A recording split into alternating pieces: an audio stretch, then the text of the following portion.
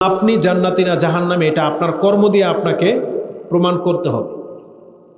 আর আপনি এটাকে ওই যে আমাদের ভাষায় বলে কি গোরামি করা, ছেলামি, যেটা যে আল্লাহ যদি আমাকে জান্নাত দেয় তাহলে ঠেকাই কে, এটা হলো আপনার একটা প্রতারণা, নিজের সাথে নিজের প্রতারণা।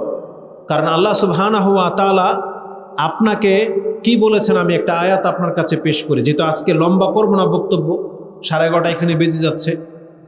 কোরআনে আল্লাহ সুবহানাহু ওয়া তাআলা একটা মূলনীতি পেশ করেছেন। পৃথিবীর মানুষ তোমরা শুনে রাখো, আমরা সবাই হচ্ছে আল্লাহর গোলাম, আল্লাহ হচ্ছেন বিচারক। আল্লাহ বিচার করবেন, কারো চেহারা দেখে করবেন না, কারো সম্পদ দেখে করবেন না, কারো ন্যাশনালিটি দেখে করবেন না, কোনো দলীয় করণের উপরে ভিত্তি করে আল্লাহ বিচার করবে না। আল্লাহ বিচার করবে মানুষের কর্মের উপরে ভিত্তি করে, ঈমান এবং আমল। যেমন স্পষ্ট মুসলিমের একটা হাদিস আপনারা জানেন যে রাসূলুল্লাহ সাল্লাল্লাহু আলাইহি ওয়াসাল্লাম বলেছেন, ইন্নাল্লাহা লা ইয়ানজুরু ইলা আজসাদিকুম ওয়া আমওয়ালিকুম। আরেকটা বর্ণনা আসছে সুওয়ারিকুম ওয়া আমওয়ালিকুম, আল্লাহ তোমাদের দেহ বা তোমাদের চেহারা দেখেন না, আর তোমাদের সম্পদও দেখেন না। ওয়ালাকিন ইয়ানজুরু ইলা কুলুবিকুম ওয়া আমালিকুম, আল্লাহ তোমাদের অন্তর দেখেন এবং কর্ম দেখেন। এখানেও কর্মের কথা আছে। মুসলিমের আরেক হাদিসে আপনি পেয়ে যাবেন, যেটা জুলুম করা হারাম, কিতাবুল বিররি ওয়াস সিলার মধ্যে পেয়ে যাবেন একটা পর্বের মধ্যে। তাতে রাসূলুল্লাহ সাল্লাল্লাহু আলাইহি ওয়াসাল্লাম বলেছেন, মান বাত্তা বিহি আমালুহু ফালাম ইউসরি বিহি নাসাবুহু। কারো কর্ম যদি কাউকে পেছন দিক থেকে টেনে ধরে বা তাকে পেছনে ফেলে দেয়, তার বংশ তাকে আগে বাড়াতে পারবে না। এটা অনেক বড় কথা কিন্তু বললাম আপনাকে। আপনি কোন বংশের লোক, রাসূলের সন্তান না, কোন পীরের সন্তান না, কোন হুজুরের সন্তান, এগুলো আল্লাহ দেখবে না। রাসূল বলেছেন, মান বাত্তা বিহি আমালুহু, যাকে তার আমল তাকে পেছনে ফেলে দিয়েছে, সে আগে বাড়তে পারেনি, ফালাম ইউসরি বিহি নাসাবুহু, তার বংশ তাকে আগে বাড়াতে পারবে না। হতে পারে সে রাসূলের সন্তান, কিন্তু তার কর্ম তাকে ঠেকিয়ে দিয়েছে। যেমন নূহ আলাইহিস সালাম ছেলে সম্পর্কে আল্লাহ কি বলেছেন, ইয়া নূহ ইন্নাহু লাইসা মিন আহলিক ইন্নাহু আমালুন গায়রু সালিহ।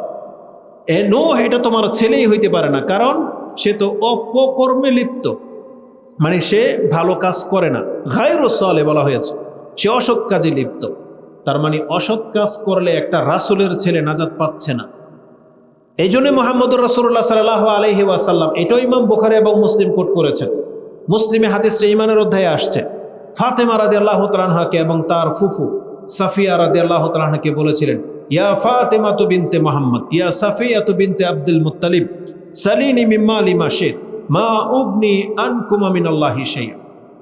দুনিয়াতে যদি কিছু হেল্প চাওয়ার থাকে আমার কাছ থেকে চেয়ে নাও, কিন্তু আল্লাহর সামনে আমি মুহাম্মদ তোমাদের কোনো উপকার করতে পারবো না। আমলের বিনিময়ে যদি কোনো ব্যক্তি আটকা পড়ে যায়, পৃথিবীর কোনো শক্তি নাই তাকে আল্লাহর কাছ থেকে ছিনিয়ে নেবে, পৃথিবীর কোনো শক্তি নাই। এই জন্য আল্লাহ এগুলো সব আমাদেরকে আগেই জানিয়ে দিয়েছেন। দেখেন, মুসলমানের ঘরের জন্ম হলেই মুসলিম হওয়া যায় না। এই কথাটা আপনি যত তাড়াতাড়ি বুঝতে পারবেন, যত তাড়াতাড়ি মেনে নেবেন, এটা ততই আপনার জন্য কল্যাণকর। আপনাকে ইসলামের বিধান মেনে চলতে হবে। আমরা যদি প্রত্যেকটা মুসলিমকে সিরিয়ালভাবে দাঁড় করিয়ে দিয়ে যদি এই কোরআনটাকে তাকে যদি তার সামনে যদি তুলে ধরি আর যদি বলি, বলেন তো আপনি কোরআনের প্রতি ঈমান এনেছেন, এটা বলেন তো কার কালাম? এটা আল্লাহর কালাম, এটা মানেন? এই কোরআন যে আল্লাহর কালাম, এটা মানেন?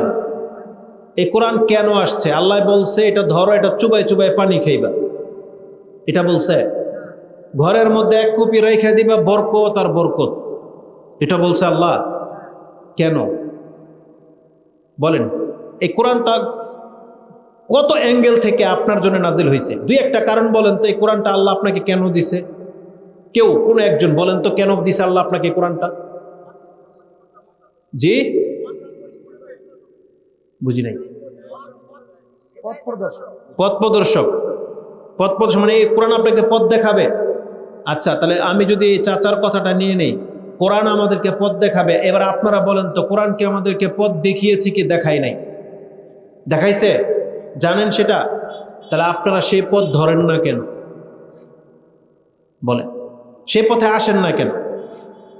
কোরআন যে পথ দেখিয়েছে তার কথাটা কোরআন একটা আয়াতে আছে, সূরা আনআম 153 নম্বর আয়াত। আল্লাহ বলছেন, রাসূলুল্লাহ সাল্লাল্লাহু আলাইহি ওয়াসাল্লাম দাঁত টানলে বলেন, ওয়া আন্না হাযা সিরাতি মুস্তাকিমান ফাত্তাবিউ, ওয়ালা তাত্তাবিউ সুবুলা ফাতাফাররাকা বিকুম আন সাবিলি। এটাই আমার পথ, এ পথে আসো, আর আশেপাশের যে পথগুলো সেদিকে যেও না। ফাতাফাররাকা বিকুম আন সাবিলি, যদি তোমরা সেই পথে যাও তাহলে তোমাদেরকে শয়তান ছিনিয়ে নেবে আমার পথ থেকে। তাহলে আপনিও জানেন যে কোরআন আমাদেরকে পথ প্রদর্শক। আর হাদিসে কি আছে জানেন? রাসূলুল্লাহ সাল্লাল্লাহু আলাইহি ওয়াসাল্লাম, এটা দারমি এবং বাজ্জারে রয়েছে, রাসূলুল্লাহ সাল্লাল্লাহু আলাইহি ওয়াসাল্লাম একদিন সাহাবা কেরামদের সামনে এসে বলতেছেন, ইয়া আইয়ুহান নাস আতাশহাদুনা আল্লা ইলাহা ইল্লাল্লাহ ওয়া আন্নী রাসূলুল্লাহ, যে তোমরা কি সাক্ষ্য দাও না যে আল্লাহ ছাড়া সত্য কোনো ইলাহা নাই আর মুহাম্মদ আল্লাহর রাসূল? বলছে নাম, আমরা সাক্ষী দেই। বলছে কিসের ভিত্তিতে? মানে কিসের ভিত্তিতে? একটা জন আমরা এখন বলি আপনি জান্নাতি, কিসের ভিত্তিতে? যদি একজন মুসলিমকে জিজ্ঞেস করেন যে তুমি জান্নাতি মনে করতেছো নিজেকে, কিসের ভিত্তিতে? তুমি তো নামাজও পড়ো না, তোমার চেহারা হিন্দুর মতো, তোমার মুখে সিগারেটের গন্ধ যেমন হিন্দুর মুখে থেকে গন্ধ আসে, তোমার প্যান্ট হিন্দুর মতো, খ্রিস্টানের মতো, তোমার বিয়ে শাদী করেছো হিন্দুদের মতো ঢোল ডক্কর বাজিয়ে, তোমার ওয়াইফও ওদের মতো টি শার্ট পরে রাস্তাঘাটের মধ্যে বেহায়ার মতো চলে, মোটরসাইকেল নিয়ে তুমিই তো নিয়ে ঘুরো, তোমার মুখ দিয়ে বিসমিল্লাহ সুবহানাল্লাহ আলহামদুলিল্লাহ কিছুই বেরোয় না, সালাম দিয়ে কথা বলো না, ডান হাতে খাও না, বাম হাতে তোমার সিগারেট। তাহলে আপনি বলেন তো দেখি, এই ব্যক্তিকে আপনি দাঁড় করে যদি জিজ্ঞেস করেন তুমি যে জান্নাতি, কিসের ভিত্তিতে? তোমাকে মসজিদে নামাজ পড়তেও দেখি না, ওই হিন্দু ছেলেটা মন্দিরেও যায় না, ওর মতো ড্রেস তোমারও, তুমি মসজিদেও যাও না, শুধু তোমার নাম আব্দুল্লাহ আর ওর নাম রামনারায়ণ, এটাই শুধু পার্থক্য? এটাই পার্থক্য? এটা কি জান্নাত যাওয়ার উপায়?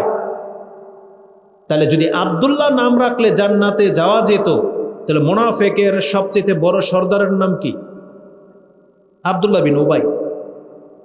মুনাফিকদের লিডার যিনি, মানে সবচেয়ে বড় মুনাফিক, এর নাম কি ছিল? আব্দুল্লাহ। রাসূলুল্লাহ সাল্লাল্লাহু আলাইহি ওয়াসাল্লামের বাবার নাম কি ছিল? আব্দুল্লাহ, অথচ পুতুল পূজায়। চিন্তা ভাবনা করেন। তাহলে আব্দুল্লাহ নাম দিলেই যে আপনি জান্নাত চলে যাবেন, বিষয়টা এত সহজ না। কাবা ঘরের খাদেম হওয়ার পরে আল্লাহ এদেরকে কাফের ঘোষণা করছে, যে বলছে এরা কাফের, এরা হচ্ছে মুশরিক। আর আপনি বেনামাজি হয়ে বসে থাকবেন আর আপনি বলবেন যে আমি মুহাম্মদের উম্মত, কিসের ভিত্তিতে? তা রাসূলুল্লাহ সাল্লাল্লাহু আলাইহি সাল্লাম বলেছেন, তোমরা যে সাক্ষী দিচ্ছ যে আল্লাহ ছাড়া সত্য কোনো ইলাহা নাই আর আমি মুহাম্মদ আল্লাহর রাসূল, কিসের ভিত্তিতে? তখন রাসূলুল্লাহ সাল্লাল্লাহু আলাইহি সাল্লাম এই কোরআনটার দিকে ইঙ্গিত করে বলেছিলেন, ইন্না হাযাল কুরআনা সাবাবুন তারাফাহু বিয়াদিল্লাহি ওয়া তারাফাহু বিআইদিকুম ফাতামাসসাকু বিহি ফাইন্নাহু লান তাদিল্লু ওয়া লান তাহলিকু বাদাহু আবাদা। এই কোরআনটা হলো সেই সাবাব। আজকে যদি পুরা পৃথিবীর বাসী মনে করে যে একজন আল্লাহ আছে, এটার প্রমাণ হচ্ছে কোরআন। পুরা পৃথিবীর বাসী যদি এটা দাবি করে যে 7 আকাশের উপরে আল্লাহ আছেন, এইটা প্রমাণ হচ্ছে কোরআন। কোরআন ছাড়া আপনার কাছে আর কোনো প্রমাণ নেই। আছে কোনো প্রমাণ? কেউ প্রমাণ করতে পারবে? কি দিয়ে মাপবেন আপনি 7 আকাশ কোথায় আর আল্লাহ কোথায়, আল্লাহ কেমন? এই কোরআনটা হচ্ছে তার প্রমাণ। তার মানে কোরআন সম্পর্কে রাসূল বলেছেন তারাফাহু বিয়াদিল্লাহ, এই কোরআনের এক প্রান্ত, এটা দেখা যাচ্ছে আপনার কাছে বই আকারে, এটা একটা বই, আপনার কাছে একটা কিতাবের মতো করে ছাপা হয়েছে, কিন্তু কোরআনটা তো এইটা না। এটা তো কোরআনটা ছাপা হয়েছে, কিন্তু কোরআনটা কি? রাসূলুল্লাহ সাল্লাল্লাহু আলাইহি সাল্লাম বলেছেন এটা হচ্ছে হাবলুল্লাহ, আল্লাহর রশি। হাবলুল্লাহিল মাতিন, মানে আল্লাহর সুদৃঢ় একটা রশি। আল্লাহ কোরআনে বলেছে না, ওয়াতাসিমু বিহাবলিল্লাহি জামিয়া, ওই আল্লাহর হাবল মানে কি?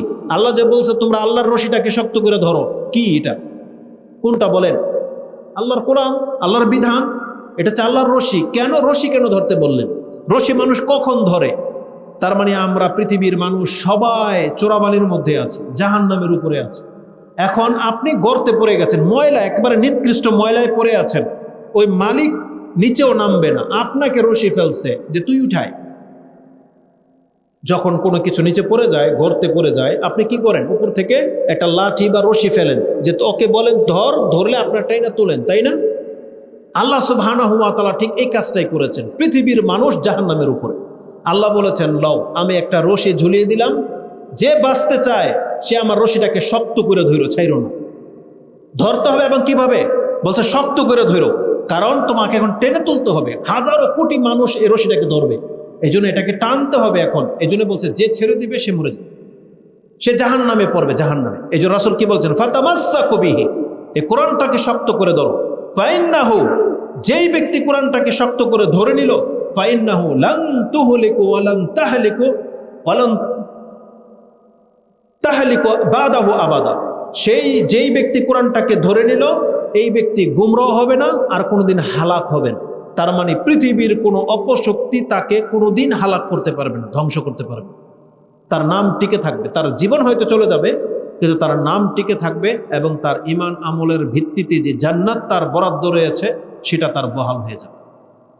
কিন্তু যেই ব্যক্তি কোরআন ছেড়ে দিয়েছেন শুধু ক্ষমতার লোভে, যেই ব্যক্তি কোরআন ছেড়ে দিয়েছেন 2-1 টাকা লাভ খাবার লোভে, আপনি ব্যবসা করতেছেন, কোরআন ছেড়ে দিলেন। কোরআন কি বলেছিল? বলছে মিথ্যা বইল না, বলছে ইয়া আইয়ুহাল্লাযীনা আমানু লা তাকুলু আমওয়ালাকুম বাইনাকুম বিল বাতিল, যেটা সূরা নিসাতে আপনি পেয়ে যাবেন। 4 নম্বর সূরা, সম্ভবত 29-30 এই আয়াতগুলোর মধ্যে রয়েছে যে একে অপরের সম্পত্তি বাতিলভাবে খেও না। কিন্তু আপনার সকালটাই হয় অন্যকে ঠকানোর নিয়তে। আপনি জমিনে যাচ্ছেন, অন্যের আইল কাটবেন, কেমনে নিজেরটা বাড়াবেন সেই নিয়তে। আপনার খেতে কিভাবে বেশি পানি ঢুকবে আপনি সেই চিন্তায় সকাল হয়।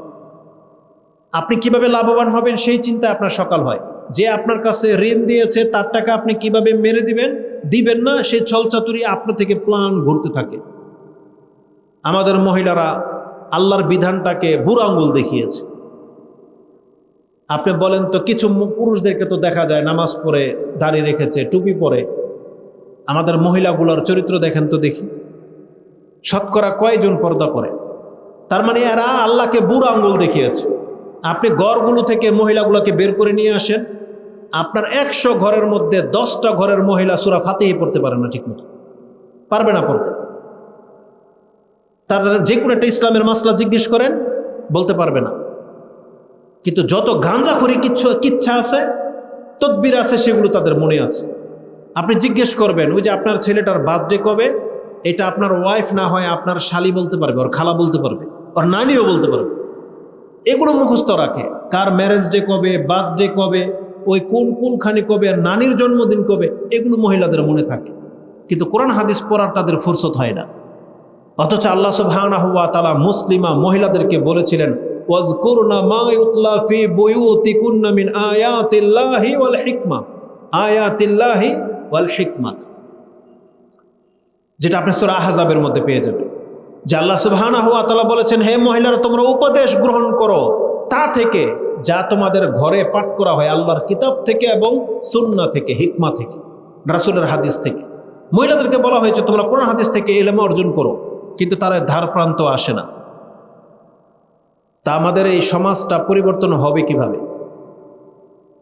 এই জন্য আমাদেরকে কি করতে হবে? দিনের পথে ফিরে আসার প্ল্যান করেন, এখন থেকে তওবা করেন। একটা কার বক্তব্য লাগবে আপনি বলেন। আমাদের দুঃখটা কোথায় জানেন? দুঃখটা কোথায়?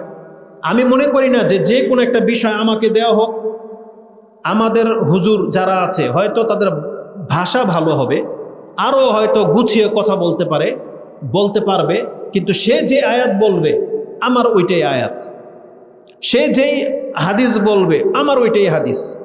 মানে আপনি সুদ থেকে হারাম বাঁচতে হবে, যে আয়াত বলবে, ওই যে সূরা আলে ইমরানে রয়েছে, তারপরে সূরা বাকারাতে রয়েছে যে সুদ খেও না যদি মুমিন হও, ওই আয়াত আমি আপনাকে বলবো। এখন পার্থক্য হলো, পৃথিবীর সমস্ত আলেম যদি সুদকে হারাম বলতে চায়, আয়াত একটাই, ওইটাই, কিন্তু আপনি কেন মানেন না? যে কোনো হুজুরি বলতেছে, আপনি মানতেছেন না, উদ্দেশ্যটা কি? আমি বললে আপনি মানতেছেন না। বিষয়টা এমন না যে আমি কম দামি মানুষ বিদায় আমারটা মানতেছেন না, বড় দামি কেউ আসলে আপনি মানতেন। আপনি নাম বলেন যে অমুক ব্যক্তি বক্তব্য দিলে আমরা সেই দিন হারাম থেকে একবারে পরিত্রাণ হয়ে যাব। আপনারা কমিটির লোককে বলেন, প্রস্তাব পেশ করেন যে এখানে ওই ব্যক্তিকে নিয়ে এসে বক্তব্য দেওয়ার, এরপর থেকে কালকে থেকে আমরা সব দাড়িওয়ালা হয়ে যাব, আমরা মহিলারা সব পর্দা করে নেব, আমরা সবাই 5 ওয়াক্ত নামাজি হয়ে যাব। প্রস্তাব পেশ করে দেখেন, দেখি তারা পারে কিনা। আমরাও চেষ্টা করি তাকে নিয়ে আসতে। শুধরান, আমরা তো চাই মানুষ শুধরাক, কিন্তু সেই ব্যক্তি কি বলবে আপনাকে ওটা আমিও বলতে পারি। আমার মুখ থেকে ওইটা বেরোবে, আমাদের ইমাম সাহেবের মুখ থেকেও সেটা বেরোবে, ভাইয়ের মুখ থেকে সেটাই বেরোবে। কিন্তু উপদেশ যারা দিচ্ছে তাদের কথা তো একরকম, কিন্তু আপনারা উপদেশ নিচ্ছেন না। এটা হচ্ছে সবচেয়ে বড় সমস্যা। আমরা যে দাড়ি রেখেছি আমাদের শেখদের বক্তব্য শুনেই তো দাড়ি রেখেছি। নাকি আল্লাহ আমাদেরকে ফেরেশতা নাজিল করছে? আমরা যে কোরআন হাদিস পড়ি এটা তো করা হয়েছে যে আমাদের আলেমদের বক্তব্য শুনেই, আমরা তো ফেরেশতা নিজের চোখে দেখি নাই। তাহলে আপনাকেও তওবা করতে হলে আমাদের মতো কারো না কারো বক্তব্য থেকে আপনাকে তওবা করতে হবে। আপনার হিতাহিত জ্ঞান চলে আসছে কোনো না কোনোভাবে, আপনার কান শুনেছে, একটা বাচ্চা একটা আয়াত বলছে আর আপনার কান শুনছে। ওই বাচ্চার কথা তো না, এটা তো আপনার রবের কথা। আপনি কার কথাটাকে ডিনাই করতেছেন, কার কথাটাকে আপনি উপেক্ষা করে চলতেছেন? এটা আপনাকে মানে অনুধাবন করতে হবে। এটা আপনাকে অন্তরকে বোঝাতে হবে যে আমি যে বিধানটাকে, ইসলামের এই বিধানটাকে যে মানতেছি না, এটা কার কারণে, মানে কিসের ভিত্তিতে, এটা আপনাকে প্রস্তুত থাকতে হবে। না হলে আপনি কি জানেন কিয়ামতের মাঠে খুব কঠিন শাস্তি আপনাকে পেতে হবে। সূরা মুলকের মধ্যে আছে, অত ভিতরে যাওয়া লাগবে না। সূরা মুলকে আছে যে জাহান্নামীদেরকে জাহান্নামের ফেরেশতা জিজ্ঞেস করবে, আফসোস করে বলবে, মুহাম্মদের উম্মত অথচ জাহান্নামে কেন? তোমাদের কাছে আলাম ইয়াতিকুম নাযির, তোমাদের কাছে কি কোনো সতর্ককারী আসে নাই? ফেরেশতারা দয়া দেখায়া বলবে যে তোমরা জাহান্নামে কেন? মানুষ শ্রেষ্ঠ সৃষ্টি, আল্লাহ তোমাদেরকে শ্রেষ্ঠ করে সৃষ্টি করেছিলেন, তোমরা জাহান্নামে কেন? আলাম ইয়াতিকুম নাযির, তোমাদের কাছে কি কোনো সতর্ককারী আসেনি? তখন এই জাহান্নামীরা এই কথাটাই বলবে, কালু বালা কাদ জাআনা নাযীরুন ফাকাজ্জাবনা, আমাদের কাছে সতর্ককারী এসেছিল, আমরা তাদেরকে মিথ্যা প্রতিপন্ন করেছি। আপনি আজকে হয়তো মুখের উপর আমাদেরকে মিথ্যা বলতেছেন না, কিন্তু আমাদের কথাগুলো না মানাটাকে আপনি যেন মিথ্যায় প্রতিপন্ন করলেন। কারণ সত্য হলে তো মানতেন।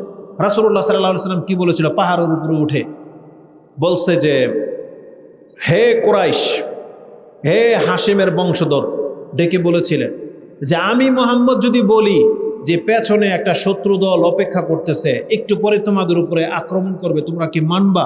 বলতেছে অবশ্যই মানবো, কারণ জীবনে আপনাকে মিথ্যা বলতে শুনি নাই। তখন সে মুহাম্মদই বলতেছে, তাহলে আমি তোমাদেরকে বলতেছি, বলো লা ইলাহা ইল্লাল্লাহ তুফলিহু, আল্লাহ ছাড়া সত্য কোনো ইলাহা নাই, এই বাক্যটা বলো না, তোমরা তো জাহান্নামে যাইবা। তাহলে এটা তো ওই সংবাদের মতোই, এটা সৈন্যবাহিনী পেছনে, যেমন আমাদের ওই যে এখন ভূমি অধিদপ্তরের লোকেরা কি বলতেছে, আবহাওয়া অফিস, যে ভূমিকম্প হবে, আজকে না হোক কালকে হবে। আপনি কিন্তু কিছু না কিছু মানছেন না? ভূমিকম্প কি আসছে? আসে নাই তো, বলছে 5 দিনের মধ্যে হইতে পারে। আগে ঢাকা কয়েকজনের বাড়ি গাড়ি ছেড়ে দিছেন। তাহলে একটা আবহাওয়ার খবরকে আপনি এতটা বিশ্বাস করলেন, যাদের কথা সত্য হইতেও পারে নাও হইতে পারে, তাই না? মানে এটা জাস্ট একটা অভিজ্ঞতার ব্যাপার। তারা লক্ষণটা দেখতে পাচ্ছে এমন কিছু যে হ্যাঁ ভূমিকম্প হইতে পারে, তাতে আমাদের অবস্থা এমন।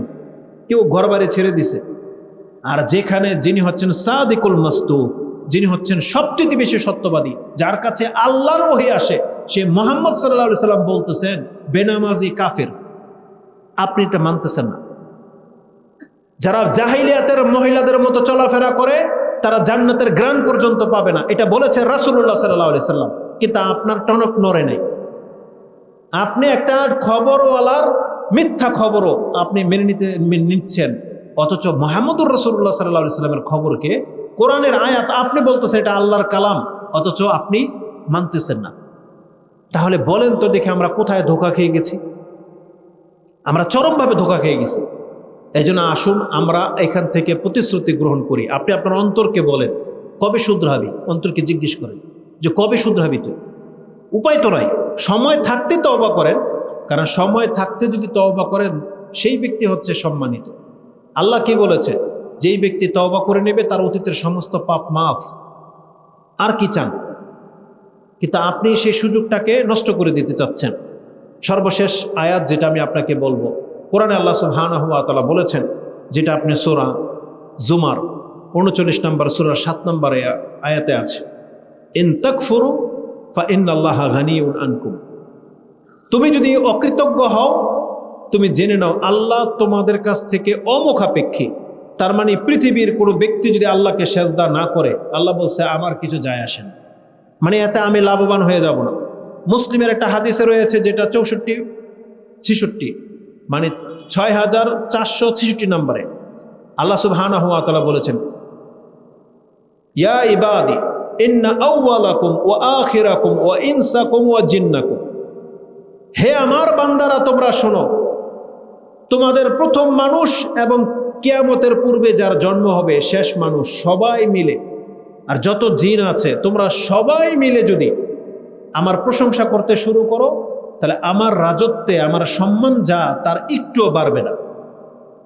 আর তোমরা সবাই মিলে যদি আমার সাথে মুখ ফিরিয়ে নাও, তাহলে আমার সম্মান যা তা একটুও কমবে না। তার মানে আমরা আল্লাহর ইবাদত করি মূলত এটা আমাদের ফায়দার জন্য, আমাদের লাভের জন্য। এজন্য আল্লাহ বলছেন, ইন তাকফুরু ফাইন্নাল্লাহা গানিয়ুন আনকুম, আল্লাহ তোমাদের কাছ থেকে অমুখাপেক্ষী। তারপরের বাক্যটা এটা সবার জন্য, আজকে সবাই শুনে রাখেন। আপনি কিভাবে নাজাত পাবেন? আল্লাহ সুবহানাহু ওয়া তাআলা বলেছেন, ওয়ালা ইয়ারদা লিইবাদিহিল কুফর, আল্লাহ কোনোদিন বান্দার নাফরমানিতে কোনোদিন ওই ব্যক্তির উপরে সন্তুষ্ট হন না। তার মানে এটা প্রত্যেক নামাজের জন্য, প্রত্যেক বেনামাজের জন্য এই আয়াত। তার মানে যারা নামাজ পড়েন, আল্লাহ আপনাকে জানিয়ে দিয়েছেন যে তুমি ভালো করতেছো, কারণ তোমার আল্লাহর রহমতের তুমি আশা করতে পারো, কারণ তুমি ইবাদত করতেছো। আর যেই ব্যক্তি ইবাদত করতেছে না, আল্লাহ তাকে বলতেছেন, ইন্নাল্লাহা লা ইয়ারদা লিইবাদিহিল কুফর, আল্লাহ কিন্তু কোনো বান্দার নাফরমানিতে কিন্তু সন্তুষ্ট হন না। তার মানে আল্লাহকে সন্তুষ্ট করতে হলে আল্লাহকে মেনে নেওয়ার মাধ্যমে সন্তুষ্ট করতে হবে। আপনি ইসলামের বিরুদ্ধে, কোরআনের বিরুদ্ধে, আল্লাহর বিধানের বিরুদ্ধে যা ইচ্ছা তাই মাইকে বলে দিতে পারেন, কিন্তু ভাববেন না যে এটিতে আল্লাহ সন্তুষ্ট হন। আপনি এমন একজনকে রাগিয়ে দিলেন যার রাগের কারণে আপনার অস্তিত্ব পর্যন্ত ধ্বংস হয়ে যাবে। দুনিয়াও শেষ, পরকালও শেষ। কিছু কিছু কথা আছে যে হুজুররা শুধু রেগে যায়, মানে হুজুরদের গায়ে লাগে। কিন্তু কিছু কথা আছে যে আপনি আপনার স্রষ্টাকে, আল্লাহকে নারাজ করে দিলেন। আপনাকে বুঝতে হবে। আমাদেরকে 10টা গালি দেন না কেন, যা খুশি তা করেন না হুজুরদের সাথে, হুজুররা কিছু বলবে না। এইভাবে পৃথিবী থেকে আমরা চলে যাব। বিচার হবে কিয়ামতের মাঠে। যে থাপ্পড় দিবেন, ওই থাপ্পড়ের জবাব আল্লাহ আপনাকে দিবে। খেয়ানত করবেন, বদনাম ছড়াবেন, হুজুরদের বদনাম আল্লাহ আপনাকে করবে কিয়ামতের মাঠে। কিন্তু তারপর একটা নাজাতের চান্স আছে। কিন্তু যখন আপনি আল্লাহর বিরুদ্ধে দাঁড়ান, আপনাকে বাঁচাবে কে? এই বাউল ফাউলদের পক্ষ নিয়ে আপনি নিজেকে ধ্বংসের দিকে কেন ঠেলে দিচ্ছেন? হ্যাঁ, একটা বাউল, ওকে তো আপনার তো জজবা থাকা দরকার। আমি ডিফেন্সের লোকদের তাজ্জুব করি, এরা মুসলমানের ঘরের সন্তান, এই নেতাগুলা মুসলমানের ঘরের সন্তান। আরে কত কুলাঙ্গার হলে এমন হতে পারে যে আল্লাহ তাকে সম্মানিত করলো, নেতা বানালো, যেখানে সে আল্লাহর পক্ষ নেবে সেক্ষেত্রে সে উল্টা আল্লাহর বিপক্ষে চলে যাবে। এই জন্য আমাদের সাধারণদেরকে শিখতে হবে যে আল্লাহ যে আমাদেরকে ক্ষমতা দেয় নাই, কেন আপনাকে আমাকে পয়সা দেয় নাই, কেন এত ক্ষমতা দেয় নাই, তার মানে এটা আপনার আমার জন্য কল্যাণকর। আমিও আর আপনি যদি এরকম ক্ষমতার টাকা পাইতাম, হয়তো এই সমস্ত মালাউনদের মতো, এই সমস্ত গাদ্দারদের মতো আমরা হয়তো আল্লাহর সাথে নাফরমানি করে ফেলব। এই জন্য যখনই কোনো নেতাকে দেখবেন ইসলাম বিরুদ্ধে কোনো কথা বলতে, সাথে সাথে আপনি যদি ভালো নেতা হয়ে থাকেন, আপনি আল্লাহর কাছে আশ্রয় চাইবেন। আল্লাহ, আমি এমন নেতা হইতে চাই না। আল্লাহ, তুমি আমাকে যা দিছো আলহামদুলিল্লাহ, আমাকে তুমি আরো বড় বানাও চান, কিন্তু আল্লাহ আমাকে নাফরমানি বানায় না। কারণ অনেক নেতা আছে যে তারা ভুল বুঝতে পারে, যেটা ভুল, ওয়েটা ভুল, কিন্তু নিরুপায় হয়ে, কারণ যদি নেতাগিরি ছেড়ে দেয় তাকে পিটিয়ে মেরে ফেলবে, এই জন্য সে ক্ষমতা ধরে রাখতে চায়। কিন্তু তাদেরকেও আমরা বলবো, আপনি আল্লাহর বিপক্ষে দাঁড়ায়েন না। আল্লাহর বিপক্ষে আজ পর্যন্ত দাঁড়িয়ে পৃথিবীর কোনো শক্তি কিন্তু টিকে নাই। এটা প্রত্যেকটা মুসলিমকে মাথায় রাখতে হবে। আল্লাহ সুবহানাহু ওয়া তাআলা বলেছেন, ওয়ালা ইয়ারদা লিইবাদিহিল কুফর ওয়া ইন তাশকুরু ইয়ারদাহু লাকুম। আল্লাহ সুবহানাহু ওয়া তাআলা বলেছেন, তুমি যদি এখন শুকরিয়া আদায় করো, তাহলে তুমি আল্লাহকে সন্তুষ্ট করতে পারবা। দেখেন, আপনি অনেক পাপী, তারপর আল্লাহ আপনাকে অপশন দিচ্ছে যে তুমি যদি এখন শুকরিয়া আদায় করো, মানে কি, তুমি যদি বলো আল্লাহ আমার ভুল হয়েছে, মাফ করে দেন, আল্লাহকে তুমি সন্তুষ্ট করে দিতে পারবা। এটা হচ্ছেন আল্লাহ। কিন্তু তারপরে পৃথিবীর মানুষ কেন আল্লাহ সুবহানাহু ওয়া তাআলা থেকে মুখ ফিরিয়ে নিচ্ছে? এই আয়াতটা যুবকদের জন্য বেশি জরুরি। যুবকরা যারা এই নাফরমানি করতেছে, একবার মাত্রা অতিরিক্ত নোংরামিতে যারা লিপ্ত, যারা নেশায় জড়িয়ে গেছে, এবং ড্যামকেয়ার চলাফেরা, রাস্তার মধ্যে ঠাট্টা মশকারি টিটকারি, মোটরসাইকেল পাইলে মুরব্বীদেরকে গণায়ও ধরে না। না, আপনাকে বুঝতে হবে আল্লাহ সুবহানাহু ওয়া তাআলা এই ক্ষমতা, এই যৌবন কিন্তু চিরস্থায়ী দেয়নি। এটাকে ভালো কাজে ব্যবহার করার জন্য দেওয়া হয়েছে। কারণ এই হাদিসে স্পষ্ট আমাদেরকে জানানো হয়েছে, সে হাদিস রাসূলুল্লাহ সাল্লাল্লাহু আলাইহি ওয়াসাল্লাম কি বলেছেন, লা তাযুলা কাদামা ইবনু আদম হাত্তা ইউসআল আন খামসা। কিয়ামতের মাঠে কোনো ব্যক্তির পাকে হিলতে দেওয়া হবে না যতক্ষণ পর্যন্ত তার কাছ থেকে 5টা প্রশ্নের জবাব না নেওয়া হবে। তার মধ্যে একটা মেজর প্রশ্ন হচ্ছে ওয়ান শাবাবিহি ফিমা আনফা ফিমা আবলা, যে যৌবন কালটা তুমি কোথায় খরচ করেছো। তখন আপনি আল্লাহর কাছে যেন এটা জবাব দিতে পারেন যে আল্লাহ, আমি তোমার বন্দিগিতে কাটিয়েছি, না হয় আপনার জবাব হবে আমি নেশাগ্রস্ত ছিলাম, মহিলাদের পেছনে ছিলাম, চুরি বাটপারি করতাম, বেনামাজি ছিলাম, আমি নেতাদের পেছনে মিটিং মিছিলের মধ্যে সময় কাটাতাম। এটা যেন আপনাকে আল্লাহকে বলতে না হয়। আপনি যেন বলতে পারেন যে আমি আল্লাহ তোমার বান্দা ছিলাম, এটা যেন বলতে পারেন। তা আসুন আমাদেরকে এই মজলিসের মধ্যে যতটুকু কথাই বলেছি আমরা লম্বা করব না, আমাদের এটা দাবি থাকবে প্রতিনিয়ত। আর কত ওয়াজ শুনবেন বলেন, এখন আমল করার সময় কি আসে না? এই যে আমরা 4টা-5টা খুতবা দিলাম, সুবহানাল্লাহ, খুতবাগুলোর বিষয় কি ছিল? রাতের জিকিরে আপনি কি পড়বেন, বিছানায় কি পড়বেন, সকাল সন্ধ্যায় কি পড়বেন। আমি নিজেও জানতাম না যে এত জিকির আজকার রাসূল সাল্লাল্লাহু আলাইহি ওয়াসাল্লাম প্রতিদিন করতো। তাহলে আমরা এটা শিখবো কবে, করব কবে? অথচ আমরা মরার পথে, আমাদের বয়স 30, 40, 50 হয়ে গেছে অনেকের, অথচ আপনি সারা জীবন সুবহান রাব্বিয়াল আলাই শুধু জানলেন সেজদাতে, আর কিছু শিখার তৌফিক হলো না। অথচ 11টা দোয়া আছে যেটা আপনি সেজদাতে রাসূল সাল্লাল্লাহু আলাইহি ওয়াসাল্লাম থেকে প্রমাণিত। সারা রাতের রাসূলুল্লাহ সাল্লাল্লাহু আলাইহি ওয়াসাল্লাম প্রায় 24টা দোয়া পড়তেন রাতের আমল। আমি যদি এক এক করে আপনি বলি, আপনি থ খেয়ে যাবেন যে এতগুলো আমল আমাদের রাসূল করতো, অথচ তিনি জান্নাতি। আর আমরা পাপী হওয়ার পরেও আপনি একটা দোয়া পড়েন না। রাসূলুল্লাহ সাল্লাল্লাহু আলাইহি ওয়াসাল্লাম কোরআন থেকে 10টা আমল করতো রাতে। শুধু কি করত? রাসূল বলেছেন, আয়াজিজু আহাদুকুম আইয়াকরা ফিল লাইলি সুলুসাল কোরআন। তোমাদের মধ্যে কি তোমরা অপারগ যে রাতে তোমরা কোরআনের 10 পারা পড়তে পারবা না? 10 পারা অনেক কঠিন। বলতেছে কাইফা ইয়াকরাউ সুলুসাল কোরআন ইয়া রাসূলুল্লাহ, 10 পারা কোরআন প্রতিদিন রাতে এটা কিভাবে সম্ভব? তখন রাসূলুল্লাহ সাল্লাল্লাহু আলাইহি ওয়াসাল্লাম বলেছেন, কুল হুয়াল্লাহু আহাদ জাআলাল্লাহু তা'দিলু সুলুসাল কোরআন। সূরা ইখলাসকে আল্লাহ 10 পারার মান দিয়ে দিয়েছেন। যেই ব্যক্তি একবার সূরা ইখলাস পড়বে সে 10 পারা পড়ার নেকি পেয়ে যাবে। তাহলে এটা প্রথম আমল, কারণ রাতে আপনি সূরা ইখলাস একবার পড়বেন, তাহলে আপনি 10 পারার নেকি পেয়ে যাচ্ছেন। রাসূলুল্লাহ সাল্লাল্লাহু আলাইহি সাল্লাম বলেছেন, যেই ব্যক্তি রাতের কোনো অংশে সূরা বাকারার শেষ 2টা আয়াত পড়বে ফাকাফাতাহু, এটা তার জন্য যথেষ্ট হয়ে যাবে। তার মানে সূরা বাকারার শেষ 2টা আয়াত আপনি পাইলেন। রাসূলুল্লাহ সাল্লাল্লাহু আলাইহি ওয়াসাল্লাম তিনি রাতে আয়েশা রাদিয়াল্লাহু তাআলা আনহা, উম্মে সালামা তারা বলতেন, কানা রাসূলুল্লাহ সাল্লাল্লাহু আলাইহি ওয়াসাল্লাম লা ইয়ানামু হাত্তা ইয়াকরা বিবনি ইসরাঈলা ওয়াজ জুমার। আরেক বর্ণনা আসছে বিবনি ইসরাঈলা ওয়া সাজদা। আরেক বর্ণনায় আসছে যে রাসূলুল্লাহ সাল্লাল্লাহু আলাইহি সাল্লাম বলেছেন, যেই ব্যক্তি সূরা মুলক পাঠ করে 30 আয়াত বিশিষ্ট সূরা মুলক, সেই ব্যক্তির শাফাত করতে থাকবে সূরা মুলক যতক্ষণ পর্যন্ত তাকে ক্ষমা না করা হবে। তার মানে এখানে আমরা 5টা পেয়ে যাচ্ছি, সূরা ইখলাস, সূরা বাকারার শেষ 2 আয়াত, সূরা জুমার, সূরা সাজদা, তারপরে হচ্ছে ফালাক, নাস, ইখলাস 3 বার করে ফু দিয়ে রাত্রে ঘুমাতেন। রাতে যখন ঘুম থেকে জাগতেন তখন তিনি সূরা আলে ইমরানের শেষ 10টা আয়াত পাঠ করতেন। এইভাবে 10টা সূরার উপরে প্রতি রাত আমল হতো।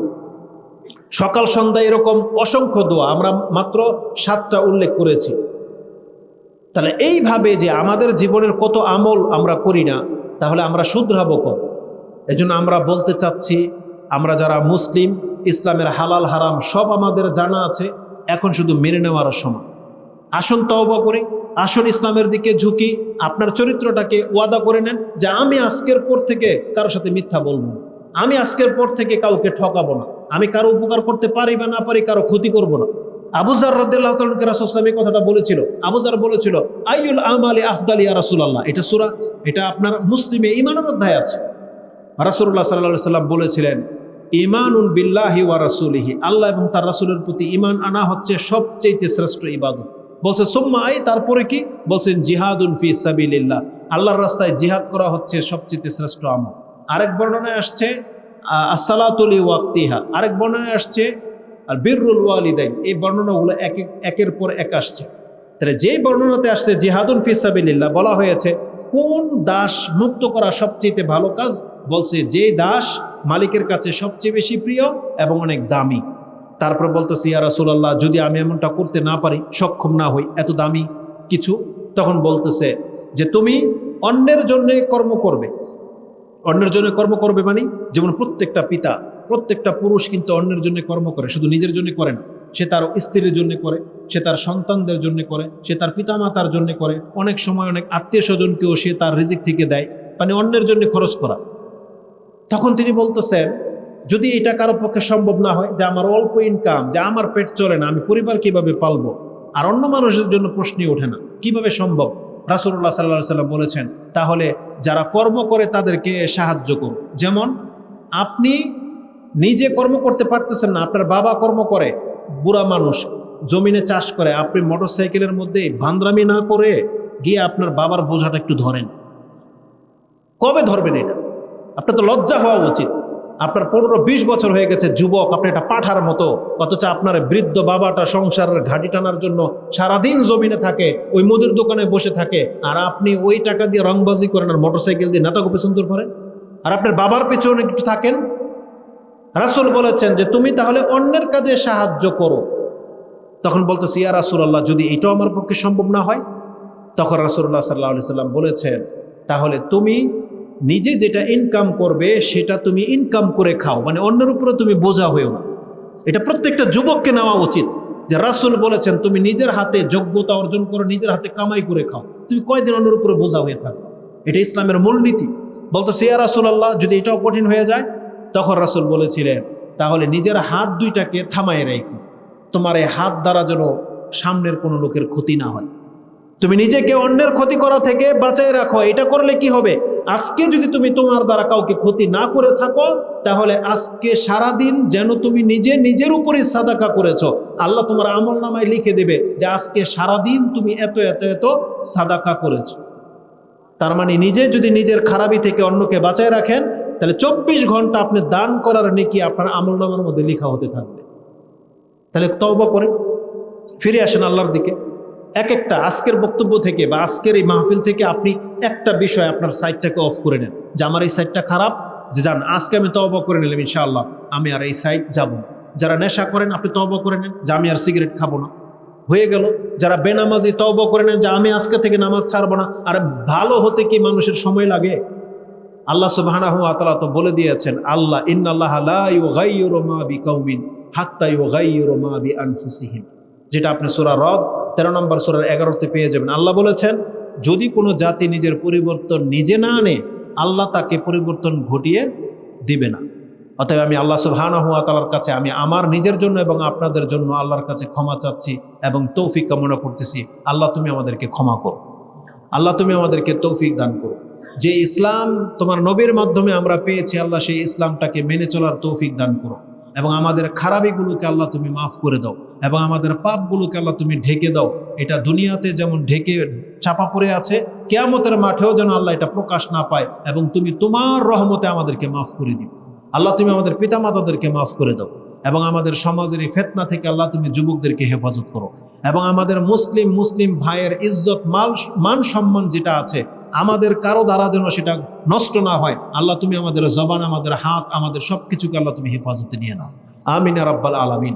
আমাদের মা বোনদের জন্য আমরা বলবো, আল্লাহ তাদেরকে হিতাহিত জ্ঞান দান করো, তারা যেন ইসলামটা বুঝতে পারে, তারা যেন বুঝতে পারে এটা একটা ফাসাদ। দেখেন, পর্দা না করা একটা পাপ, কিন্তু এই পর্দা না করার কারণে যুবকরা ফিতনায় পড়ে যাচ্ছে। এটা হচ্ছে সমাজের একটা ফাসাদ, পুরুষদের পাপ হয়, এটা একটা ফাসাদ। এই জন্য তাকে পর্দা করতে হবে দুই দিক থেকে। একদিক হচ্ছে নিজের পাপ না হওয়া, আরেক হচ্ছে অন্যকে পাপী না বানানো। রাসূলুল্লাহ সাল্লাল্লাহু আলাইহি ওয়াসাল্লাম কি বলেছেন? মুমিনাতুন মাইলাত, ওই সমস্ত মহিলারা যে নিজে অন্যের প্রতি আকৃষ্ট হয় এবং অন্যকে আকৃষ্ট করে। তার মানে অন্যকে কিভাবে আকৃষ্ট করে? ওই যে চুলকে উঁচা করে, দেখবেন বিয়ে শাদীর মধ্যে তারা গায়ে হলুদের দিন যে ড্রেস আপটা তারা গ্রহণ করে, যেভাবে সাজে, কারণ প্রত্যেকটা মহিলা পঙ্গটা, তো তারা জানে যে পুরুষদের দৃষ্টি কোথায় যায়, কোন ভঙ্গিমায় কাপড় পরলে পুরুষদের ওই যে মানে অবস্থা খারাপ হয়ে যাবে, এই মহিলারা এগুলো জানে। দেখবেন বিয়ে শাদীর মধ্যে তারা ওই ড্রেসটাই করে, রাস্তাঘাটের মধ্যে ভ্রমণ করতে গেলে তারা ঠিক ওই স্টাইলে কাপড় পরে। এটা এতটা নির্লজ্জকর যে পুরুষদেরকে ফিতনায় ফেলে দিচ্ছে তাদের যে ড্রেস আপ। এই জন্য তারা যদি আল্লাহর শাস্তি থেকে বাঁচতে চায়, তাদের উচিত পর্দা করা, এর বিকল্প কোনো পথ নেই। ওই নাস্তিকতা মহিলাদের থেকে তাদেরকে ফিরতে হবে, কারণ আল্লাহ বলেছেন, ওয়ালা তাবাররাজনা তাবাররুজাল জাহিলিয়াতিল উলা, ওই জাহিলিয়াতের যুগের মহিলাদের মতো স্বভাবের তোমরাও হয়েও না, তোমরা ভদ্র হও। এই জন্য আমরা আমাদের মহিলাদের জন্য দোয়া করবো, আল্লাহ তাদেরকে হিতাহিত জ্ঞান দান করুন, আল্লাহ তাদেরকে ঘরে পর্দার সাথে থাকার তৌফিক দান করে, এবং যেই ইসলাম রাসূল আমাদেরকে নিয়ে আসছেন সেই ইসলামটা তাদের অন্তরের ভিতরে বসিয়ে দাও। আমিন ইয়া রাব্বাল আলামিন।